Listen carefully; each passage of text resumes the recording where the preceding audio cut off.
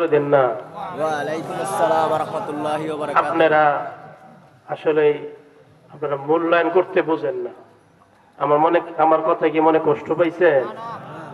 আপনারা মূল্যায়ন করতে বোঝেন না। কি কম ওইটা আপনারা বুঝবেন। এখন কি বলতে চাইতেছি আমি, আমার মনে হয় গত বছর আপনি আপনাদেরকে বলছিলাম, আমার মনে হয় সারা বাংলাদেশের মধ্যে যদি সমস্ত গ্রামকে একসাথে রাখা হয় এবং হিসাব করা হয় যে কোন গ্রামে কতজন আলেম আছে, আমার মনে হয় হরিপুর গ্রামরা সবার আগেই চলে যাবে। ঠিক কিনা ভাইরা মা? ঠিক। আপনাদের তো মূল্যায়ন আপনারা বুঝেন না, এই জন্য এত কম শ্রোতা কেন মাহফিলের মধ্যে? মনে কষ্ট পাইছে, দুঃখ লাগছে। আর আপনাদের সামনে আমাদের এই দূর থেকে, এই যে গাজীপুর থেকে আসছি, কত কষ্ট হয়েছে। গত রাত এই শবে বরাতের বিষয়ে সারা রাত ইবাদত তো মুসল্লির সাথে করছি, আবার 11টা পর্যন্ত তাদেরকে বুঝাইতে হয়েছে। আবার সকালবেলা একটু সামান্য একটু আরাম করে আবার জোহরের নামাজে পড়ে আবার রওনা দিলাম। বিল্লাল সাহেবের কথা রাখতে হয়, কারণ ওনার সাথে আমার প্রায় 2 বছর ধরে ওনার সাথে আমার চলাফেরা। আমি ওনার মাদ্রাসায় পড়াচ্ছি, আমার মসজিদের পাশেই। তো ওনার কথা রাখবো বিদায় আমি আপনাদের সামনে এসেছি, এই জন্য বলে আলহামদুলিল্লাহ। কিন্তু আপনারা তো মূল্যায়ন দিতে বুঝেন না। আমার এলাকা কাপাসিয়া থানা, দুঃশনারায়ণপুর গ্রাম, বিশ্বাস করবেন না 3 এলাকা মিলে আমি একজনই আলেম। এজন্য আমি কিছু কিছু জায়গায় কই, যে জঙ্গলে ভাগ নাই ওই জঙ্গলের মধ্যে শিয়াল ওই ভাগ, ঠিক কিনা? এই জন্য আমি আবার একটা চিন্তা করছি, আমার এলাকার মধ্যে আমি সামনের বছর মেম্বার নির্বাচন করার একটা সিদ্ধান্ত নিছি। বলেন আলহামদুলিল্লাহ। আমি আবার শুনছি আপনাদের এলাকার যিনি মেম্বার তিনি একজন মুফতি সাহেব। বলেন আলহামদুলিল্লাহ। কাজ কেমন করছে না করছে সেটা তো আপনারা জানেন। যাই হোক, আমি কিন্তু সিদ্ধান্ত নিছি যে আমি আমার এলাকার মধ্যে আমি নির্বাচন করব। কারো কোনো আলেম নাই, আর সবাই আমাকে মনে করে আমি মাথার মুকুট। বলেন আলহামদুলিল্লাহ। কিন্তু আপনারা তো সেই মূল্যায়ন করেন না। এতগুলো আলেম আপনাদের সমাজের মধ্যে, সেটা কল্পনার বাহিরে। এই বাংলাদেশের মধ্যে কোনো গ্রামে দেখাইতে পারবেন না একসাথে এতগুলো আলেম। আপনাদের সামনে আমার ইলমি বিষয়ে আলোচনা করার দরকার নাই, আমলের বিষয়ে আলোচনা করার দরকার আছে। ঠিক কিনা ভাইরা? কি বিষয়ে আলোচনা করার দরকার আছে? আমলের বিষয়ে আলোচনা করার দরকার আছে। আপনাদের ঘরে ঘরে আলেম, পথে পথে আলেম। আপনারা কোনো মাসআলায় সমস্যা হলে, কোনো ফতোয়ায় সমস্যা হলে, আপনারা যখন মনে চায় তাদের থেকে জিনিসটা জিজ্ঞাসা করে আপনারা ক্লিয়ার হতে পারেন। ঠিক কিনা ভাইরা আমার? এজন্য আপনাদের সামনে ইলমি কথা বলার আমার দরকার নাই। আর আমার জীবনে কোন পোস্টারের মধ্যে এতগুলো আলেম একসাথে এক মাহফিলে আমি কোন পোস্টারে এই পর্যন্ত আমি দেখি নাই যে এতগুলো আলেম একসাথে এক পোস্টারের মধ্যে। বলেন আলহামদুলিল্লাহ। এই জন্য আপনারা কদর করতে বুঝেন, কদর করবেন, তাদেরকে সম্মান করবেন। আল্লাহ নবী সাল্লাল্লাহু আলাইহি ওয়াসাল্লাম, নবীর নাম শুনলে সাল্লাল্লাহু আলাইহি ওয়াসাল্লাম বলতে হয়। ঠিক কিনা ভাইরা? আমার সময় খুব অল্প, আমি কিছু কথা বলবো। আল্লাহ নবী সাল্লাল্লাহু আলাইহি ওয়াসাল্লাম বলেছেন, যে রাস্তা দিয়ে আলেমরা হেঁটে যায়, যে কবরের পাশ দিয়ে আলেমরা হেঁটে যায়, ওই রাস্তা অন্য রাস্তার সাথে প্রশংসা করে যে আমার উপর দিয়ে আল্লাহর নবীর মেহমান হেঁটে গিয়েছে। বলেন না সুবহানাল্লাহ। এবং কবরে যদি আযাব হতে থাকে, একজন আলেম যদি কবরের পাশ দিয়ে যায়, আল্লাহ রাব্বুল আলামিন আলেমের সম্মানার্থে ওই কবরের আযাবকে আল্লাহ তাআলা বন্ধ করে রাখেন। বলেন না সুবহানাল্লাহ। তাহলে হরিপুর গ্রামে কত আলেম, কল্পনার বাহিরে। আমি এখানে কথা বলবো কি, আমার এমনি শরীর কাঁপতেছে। এত আলেমের সামনে কিভাবে কথা বলবো? 10 জন আলেমের সামনে কথা বলা আর 10 কোটি 10 লক্ষ সাধারণ মানুষের সামনে কথা বলা, উভয়টাই সমান। সাধারণ মানুষ কি বুঝবে? আমি যদি এখন ইউসুফ জুলেখার কাহিনী কই, ওইটাই সুন্দর হয়েছে। আমি যাই কই সবাই কি করবো, হুজুর খুব সুন্দর বয়ান করছে।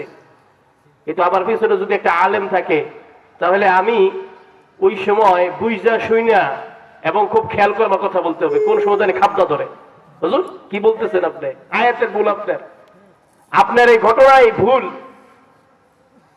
এজন্য আপনারা এই কদরটা করবেন, সম্মানটা করবেন, এটা আপনাদের জন্য অনেক বড় একটা পাওয়া। খুঁজা দেখেন সারা বাংলাদেশের মধ্যে কোন গ্রামের মধ্যে এতগুলো আলেম একসাথে পাওয়া যায়, এতগুলো আলেম একসাথে পাওয়া যায় না।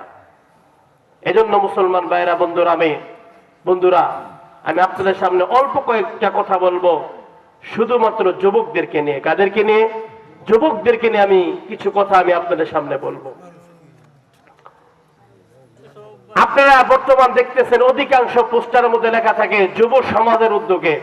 আমার বাড়িতে, আমি আগামী শনিবার আমার বাড়িতে মাহফিল, এখানে যে প্রধান বক্তা আমার বাড়িতে তাকেই প্রধান বক্তা আমি বানিয়েছি। সেখানেও লেখা আছে যে যুব সমাজের উদ্যোগে ওয়াজ ও দোয়ার মাহফিল। যুব সমাজটাকে আমরা কতটা ঊর্ধ্বে রাখি, যুবকদেরকে আমরা কতটা উপরে রাখি, বলে ঠিক কিনা ভাইয়ের আমার? কারণ যুবকটা হলো আমাদের আইডল, বলে ঠিক কিনা ভাইয়ের আমার? আল্লাহ তাআলা এই ফেরাউন নামে, নমরুদ নামে যে একটা সরকার আমাদের উপর শাসন করে গিয়েছে, তাদেরকে নামিয়েছে যুবকরা, বলে ঠিক কিনা? আলেমরা আন্দোলন করেছে, পারে নাই। বিএনপি আন্দোলন করেছে, পারে নাই। কোন সংগঠন পারে নাই। আল্লাহ রাব্বুল আলামিন যেমনে নমরুদকে সাধারণ মুসার দ্বারা দুনিয়া থেকে বিদায় করেছে, আল্লাহ রাব্বুল আলামিন এই বাংলাদেশের মধ্যে এমন জনতা দিয়ে আল্লাহ তাআলা বিদায় করেছে যা কোনদিন মুসলমান কল্পনা করতে পারে নাই, বলে ঠিক কিনা? মুসলমান কল্পনা করতে পারে নাই। তাহলে যুবক দিয়ে অনেক কাজ হয়। এজন্য মুসলমান ভাইয়েরা, বন্ধুরা, আল্লাহ রাব্বুল আলামিন কিয়ামতের ময়দানের দিন ওই সমস্ত মানুষগুলোকে, ওই সমস্ত যুবকগুলোকে আল্লাহ রাব্বুল আলামিন কিয়ামতের ময়দানের দিন আরশে আজিমের ছায়ার নিচে জায়গা দান করবেন। নবীজির হাদিস, বুখারী শরীফের হাদিস, সহিহ হাদিস, নবীজি সাল্লাল্লাহু আলাইহি ওয়াসাল্লাম বলেছেন কিয়ামতের ময়দানের দিন 7 ব্যক্তিকে আল্লাহ রাব্বুল আলামিন আরশে আজিমের নিচে জায়গা দান করবেন। তার মধ্যে 2 নাম্বার ব্যক্তি হলো ওই সমস্ত যুবকগুলি যারা যৌবনকালে আল্লাহর জন্য ইবাদতে কাটিয়ে দিয়েছে, যারা যৌবনকালে আল্লাহকে ভুলে নাই, নবীকে ভুলে নাই, এমন সমস্ত যুবকদেরকে আল্লাহ রাব্বুল আলামিন কিয়ামতের ময়দানের দিন কঠিন হাসরে আরশে আজিমের নিচে জায়গা দান করবে। হে মুসলমান ভাইরা, বন্ধুরা আমার, ইসলাম যে আমরা পেয়েছি, ইসলাম যে এতটা ছড়িয়ে পড়েছে সারা পৃথিবীর মধ্যে, এটা যুবকের মাধ্যমে হয়েছে। আল্লাহ তাআলা আল্লাহর নবী সাল্লাল্লাহু আলাইহি ওয়াসাল্লামকে বলেছে যুবকের মধ্যে কে সর্বপ্রথম ইসলাম গ্রহণ করবে? শিরক খুদা, যাকে আল্লাহ রাব্বুল আলামিন, আল্লাহ পাক যাকে বলা হয়েছে, তিনি সর্বপ্রথম হাত উঠে বলেছে, ইয়া রাসূলুল্লাহ, আমি আলী, আজকে থেকে ইসলামের প্রত্যেকটা কাজের জন্য আমি আলী প্রস্তুত আছি, আপনার জন্য আমি আলী জান দিতে প্রস্তুত আছি। বলেন সুবহানাল্লাহ। হযরত আলী কেমন ছিলেন? আল্লাহ তাআলা যাকে শেরে খুদা বলেছেন, কি খুদা বলেছেন? শেরে খুদা, অর্থাৎ আল্লাহ তাআলা বাঘ যাকে বলা হয়েছে, যাকে দেখার পরে বড় বড় কাফেররা পর্যন্ত থর থর করে কেঁপেছে, তার নাম হলো শেরে খুদা হযরত আলী রাদিয়াল্লাহু তাআলা আনহু। উনি কেমন যুবক ছিলেন? আল্লাহ রাব্বুল আলামিন এই যুবকের মাধ্যমে আল্লাহ তাআলা ইসলামটাকে সারা দুনিয়ার মধ্যে ছড়িয়ে দিয়েছে। বলেন না সুবহানাল্লাহ। আরবের যুবকরা যুদ্ধের জন্য পাগল হয়ে যাইতো। নবীজি সাল্লাল্লাহু আলাইহি সাল্লাম বলতেন, তোমাদের তো যুদ্ধের সময় হয় নাই, তোমাদেরকে যুদ্ধে নেওয়া যাবে না, তোমাদেরকে যুদ্ধে নেওয়া যাবে না, তোমাদের যুদ্ধের সময় হয় নাই। তারা নবী করিম সাল্লাল্লাহু আলাইহি সাল্লামের কাছে বারবার পেরাপেরি করতো যে ইয়া রাসূলুল্লাহ আমাদের যুদ্ধের সময় হয়েছে, আমাদেরকে যুদ্ধে নিয়ে যান। তারা বারবার নবীকে বলার পরে তারা নবী করিম সাল্লাল্লাহু আলাইহি সাল্লামকে বারবার এই জিনিসটা বলতেন যে আমাদের মধ্যে আপনি প্রতিযোগিতা লাগান, আমাদের মধ্যে আপনি লড়াই লাগান, এই দুই জনের মধ্যে যে জয় হয় আপনি তাকে যুদ্ধের মধ্যে নিয়ে যাবেন। বলেন না সুবহানাল্লাহ। আমরা আবু জাহেলকে চিনি, যিনি এত বড় কাফের ছিলেন, যার কারণে ইসলামের অনেক ক্ষতি হয়েছে, যাকে নবী করিম সাল্লাল্লাহু আলাইহি ওয়াসাল্লাম প্রায় 4000 বার দ্বীনের দাওয়াত দিয়েছেন, তিনি ইসলামের দাওয়াত কবুল করে নেই। সে আবু জাহেলকে হযরত আলী রাদিয়াল্লাহু তাআলা হত্যা করে নেই, সে আবু জাহেলকে ওমর হত্যা করে নেই, সে আবু জাহেলকে আবু বকর হত্যা করে নেই, সে আবু জাহেলকে খালিদ বিন ওয়ালিদ রাদিয়াল্লাহু তাআলা আনহুম তারা হত্যা করে নেই। এই আবু জাহেল নামক কুখ্যাত সন্ত্রাসকে হত্যা করেছে দুইজন যুবক। বলে ঠিক কিনা ভাইরা আমার? দুইজন যুবক হত্যা করেছে। লম্বা ঘটনা। তাদের এই যুবকদের ভিতরে ইসলামের প্রতি কতটা ভালোবাসা ছিল, কতটা প্রেরণা ছিল। কিন্তু আজকের আমাদের যুবকের অবস্থা এমন হয়েছে, তারা চিন্তা করে কে নেইমার হতে পারবে, কে মেসি হতে পারবে, কে কে বিভিন্ন খেলাধুলার মধ্যে ফার্স্ট হইতে পারবে, এগুলো নিয়ে বর্তমান যুবকরা চিন্তা করে। অথচ আমরা প্রত্যেকটা পোস্টার মধ্যে লেখা দেই যুবকদের উদ্যোগে, যুব সমাজের উদ্যোগে আজকের এই মাহফিলের আয়োজন করা হয়েছে। আমরা যুবককে কতটা প্রাধান্য দিই, যুবকদেরকে আমরা কতটা ভালোবাসি, কিন্তু বর্তমান যুবকরা ইসলাম থেকে বহুত দূরে চলে গিয়েছে। তাদের সাংস্কৃতিক, তাদের চলাফেরা হয়ে গেছে ইহুদি খ্রিস্টানদের মতো, তাদের ব্যবহার হয়ে গেছে ইহুদি খ্রিস্টানদের মতো। হায়রে, একটা যুবক ইচ্ছা করলে একটা এলাকাকে পরিবর্তন করতে পারে, ঠিক কিনা ভাইয়ের আমার? একটা যুবক ইচ্ছা করলে একটা সমাজকে পরিবর্তন করতে পারে, একটা যুবক ইচ্ছা করলে সারা দুনিয়াকে পরিবর্তন করতে পারে, ঠিক কিনা ভাইয়ের আমার? কিন্তু যুবকরা এখন দুনিয়ার লোভে পড়ে গিয়েছে। এখন আমাদের হাতে ইহুদি খ্রিস্টান এমন একটা যন্ত্র তুলে দিচ্ছে, এমন একটা যন্ত্র আমাদের হাতে উঠিয়ে দিয়েছে, সেটা মোবাইল। যুবক সব সময় মোবাইল টিপতেই থাকে। কোথায় দিয়ে সকাল যাচ্ছে, কোথায় দিয়ে নামাজ চলে যাচ্ছে, কোথায় দিয়ে আমার সময় নষ্ট হয়ে যাচ্ছে। লেখাপড়া বলতে এখন যুবকের মধ্যে কিছুই নাই। বলে ঠিক কিনা ভাইয়ের আমার? এটা আমরা করি না, এগুলো করেছে ইহুদি খ্রিস্টানরা। আমাদের চরিত্র যাতে করে ইহুদি খ্রিস্টানদের মতো না হয়, আমাদের চরিত্র যাতে করে মুহাম্মদ আরবি সাল্লাল্লাহু আলাইহি ওয়াসাল্লাম মতো হয়। বলে ঠিক কিনা ভাইয়ের আমার? আল্লাহর নবী সাল্লাল্লাহু আলাইহি ওয়াসাল্লাম বলেন, মান তাশাব্বাহা বিকওমিন ফাহুয়া মিনহুম। নবীজি সাল্লাল্লাহু আলাইহি ওয়াসাল্লাম বলেন, কেউ যদি কোনো জাতির সাদৃশ্য অবলম্বন করে, তোমার ব্যবহারটা যদি ইহুদির মতো হয়, তোমার ব্যবহারটা যদি খ্রিস্টানের মতো হয়, তোমার ব্যবহারটা যদি নাস্তিকের মতো হয়, মুরতাদদের মতো হয়, কিয়ামতের ময়দানে দিন আল্লাহ রাব্বুল আলামিন তোমার হাসর নাসর করবেন আবু জাহেলের সাথে, আবু লাহাবের সাথে, উতবার সাথে, উতাইবার সাথে, ফেরাউনের সাথে, নমরুদের সাথে, যারা আল্লাহর বড় দুশমন ছিল। তোমার ব্যবহার যদি তাদের মতো হয়ে যায়, তাহলে কিয়ামতের ময়দানের দিন এত বড় বড় কাফেরের সাথে তোমার হাসর নাসর হবে, অর্থাৎ তারা যাবে জাহান্নামে, তোমার ঠিকানাও হবে জাহান্নামে। বলে ঠিক কিনা? আমাদের চরিত্র হবে। আল্লাহ নবী সাল্লাল্লাহু আলাইহি ওয়াসাল্লামকে আল্লাহ জানিয়ে দিয়েছেন, ইয়া আইয়ুহাল্লাযীনা আমানু আতিউল্লাহা ওয়া আতিউর রাসূল ওয়া উলিল আমরি মিনকুম।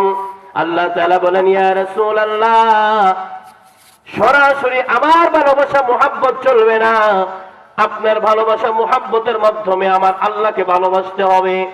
আল্লাহ রাব্বুল আলামিন অন্য আয়াতের মধ্যে বলেন, قل إن كنتم تحبون الله فاتبعوني يحببكم الله ويغفر لكم ذنوبكم والله غفور رحيم আল্লাহ তাআলা আল্লাহর নবীকে ডাক দিয়ে বলেন, ইয়া রাসূলুল্লাহ, আপনি আপনার উম্মতদেরকে বলে দেন, তারা যদি আমাকে ভালোবাসতে চায় তাহলে তারা জানে যাতে করে আপনাকে ভালোবাসে।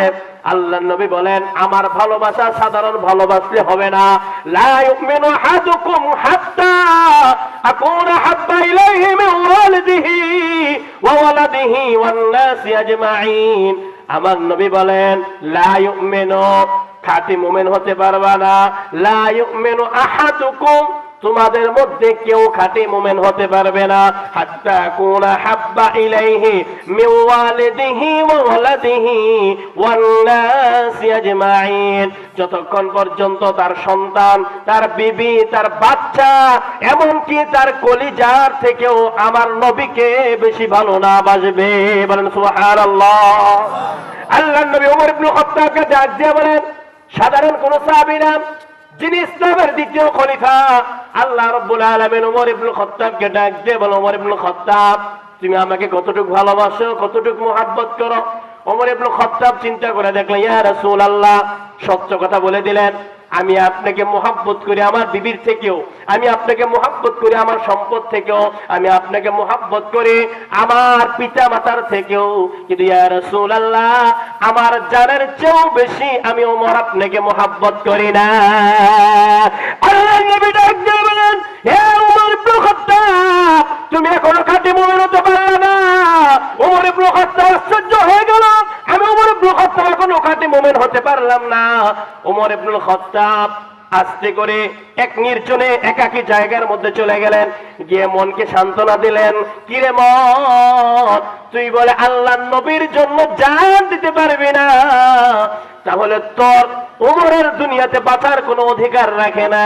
নিজের জীবনটাকে, নিজের মনটাকে ঠিক করে আল্লাহর নবীর কাছে এসে বলতে, ইয়া রাসূলুল্লাহ, এই ওমর আপনার জন্য একটা জান কেন, এই ওমর আপনার জন্য 100টা জান দেওয়ার জন্য প্রস্তুত আছে। আল্লাহু আকবার। এর জবাব, তোমাকে তো আল্লাহ তাআলা জান দিতে বলে নাই, আল্লাহ তাআলা তোমাকে প্রাণ দিতে বলে নাই, কিন্তু যুবক যদি ইসলামের কাজের মধ্যে ডাকে, বিল্লাল সাহেব যদি তোমাদেরকে ইসলামের কাজের মধ্যে ডাকে, হাতে পায়ে ধরে, তোমাদের হাতে পায়ে ধরি ইসলামের কাজের জন্য যদি তোমাকে ডাকা হয়, তোমার জীবনের সব কাজ বাদ দিয়ে ইসলামের কাজের জন্য প্রাধান্য দিতে রাজি আছেন তো ইনশাআল্লাহ? আমাদের উচিত, যুবকদের উচিত প্রত্যেকটা ক্ষেত্রে ইসলামকে প্রাধান্য দেওয়া। বলে ঠিক কিনা ভাইয়েরা আমার? কিন্তু আমাদের বর্তমান যুবকগুলি এমন পরিস্থিতি হয়েছে যে এদের সামনে মুরব্বীদের কোনো সম্মান থাকে না। ঠিক কিনা ভাইয়েরা আমার? নবীজি সাল্লাল্লাহু আলাইহি ওয়াসাল্লাম বলেছেন, মাল্লাম সগীরানা ওয়ালা কাবীরানা, নবীজি বলেছেন, যারা ছোটকে স্নেহ না করবে, বড়কে সম্মান না করবে, সে নবীর খাঁটি উম্মত না, সে নবীর খাঁটি উম্মত না। বর্তমানে একটা যুবক আল্লাহর ওলি হবে, এটা অনেক বড় কঠিন কাজ। বলে ঠিক কিনা ভাইরা? আপনারা জানেন না তো, সর্বপ্রথম যুবকগুলিকে গ্রাস করতেছে আমাদের পশ্চিমা ইহুদিরা। বলে ঠিক কিনা ভাইরা? আমাদের টাচ মোবাইল বর্তমান চালাই, এটা তো সস্তা কেন, দাম এত কম কেন এই মোবাইলের? এর পিছনে বিশাল এক রহস্য আছে। এই মোবাইলকে কম দামি বানানোর কারণ হলো যাতে করে মুসলমান প্রত্যেকটা সন্তান অল্প টাকায় মোবাইলগুলো কিনতে পারে। আর আপনারাই বলেন, এই মোবাইলের ভিতরে এমন কোন জিনিস নাই, ভালো খারাপ যা আছে সবকিছু আছে কিনা ভাইরা? জোরে বলেন। তাহলে এই মোবাইল দেখার পরে একটা যুবকের যৌবন ঠিক থাকে না, মনে কষ্ট পাইছেন? এই মোবাইল দেখার পরে তার নামাজ ঠিক থাকে না, এই মোবাইল দেখার পরে তার চরিত্র ঠিক থাকে না। তাহলে এই মোবাইল যেহেতু আমাদেরকে জাহান্নামে নিয়ে যাচ্ছে, তাহলে আমি যদি এই মোবাইল ব্যবহার করার ক্ষেত্রে যদি আমি নিজেকে কন্ট্রোল করতে না পারি, মোবাইল ব্যবহার করার ক্ষেত্রে যদি নিজেকে হেফাজত করতে না পারি, এই মোবাইল যদি আমার জন্য জাহান্নামের অগ্নি হয়ে যায়, জাহান্নামে যাওয়ার মাধ্যম হয়ে যায়, আমরা ইহুদিদের এই মোবাইলকে একেবারে আমরা বাংলাদেশে ছেড়ে দিতে রাজি আছেন তো ইনশাআল্লাহ? আবার এই মোবাইল দিয়ে আপনি ভালো কাজও করতে পারবেন। মোবাইলে আপনি তেলাওয়াত শুনেন, কোনো অসুবিধা নাই। মোবাইলে আপনি ওয়াজ শুনেন, নসিহত শুনেন, কোনো অসুবিধা নাই। কিন্তু এই মোবাইল এখন প্রত্যেকটা ছেলেদের হাতে মোবাইল। এই মোবাইলের কারণে ছেলেগুলো পিতামাতার কথা শোনে না, মা বাবার কথা শোনে না, মুরব্বীদের কথা শুনতে চায় না এই মোবাইলের কারণে। এজন্য মুসলমান যুবক ভাইরা, তোমাদের হাতে পায়ে ধরে যদি তুমি দেখতেছো যে তোমার মোবাইল ব্যবহার করার ক্ষেত্রে তোমার কি হচ্ছে, গুনাহ হচ্ছে, তাহলে তোমার হাতে পায়ে ধরে মোবাইল চালানোটা ছেড়ে দাও। এটা তোমার জন্য অনেক বড় একটা, তোমার জন্য অনেক বড় একটা কষ্টের কারণ হবে। কিন্তু তুমি যদি আল্লাহর জন্য এবং নবীর ভালোবাসা যদি এই মোবাইল চালানো ছেড়ে দিতে পারো, খোদার কসম করে বলে এই মোবাইল তোমার ছেড়ে দেওয়ার কারণে জান্নাতে যার উসিলা হয় যে, বলে ঠিক কিনা ভাইরা মা? মনে কষ্ট পাইছেন যুবকরা? মনে কষ্ট পাইছেন? কি করার আছে? আমাদের হায়াত একদম কম, মুসলমানদের হায়াত একদম কম। বর্তমান মুসলমানদের হায়াত মাত্র 50 থেকে 60 বছরের আমাদের হায়াত। এই অল্প হায়াতে তো আমাদের পুঁজি বানাইতে হবে, ঠিক কিনা ভাইরা আমার? কিন্তু আমরা নবীর উম্মত বিদে আল্লাহ তাআলা আমাদেরকে এমন কিছু শান শৌকত আল্লাহ তাআলা আমাদেরকে দিয়েছেন, এমন রাত্র দিয়েছেন, সময় দিয়েছেন, আমার নবী যাতে করে কিয়ামতের ময়দানে বেইজ্জত না হয়, এজন্য আল্লাহ তাআলা গত রাত্রে আমাদেরকে শবে বরাত আল্লাহ তাআলা দান করেছেন। সামনে আল্লাহ তাআলা আমাদেরকে এমন একটা মাস দান করতেছেন, যে মাসে যদি কোনো বান্দা ইবাদত করে, আল্লাহ রাব্বুল আলামিন সারা মাস এবং অন্যান্য উম্মতের হাজার হাজার বছর ইবাদত করার চেয়েও আল্লাহ তাআলা তার আমলের মধ্যে নেকি বাড়িয়ে দেবেন। সুবহানাল্লাহ। সামনে কি মাস আসতেছে? রমজান মাস।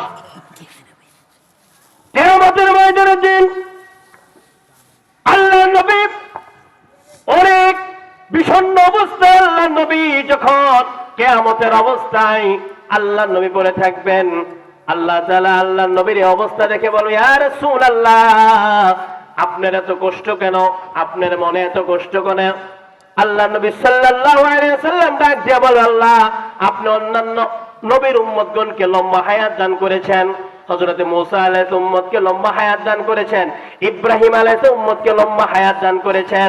আমার উম্মতের জন্য আপনি এত কম হায়াত দান করেছেন, মাত্র 50 থেকে 60 বছরের হায়াত।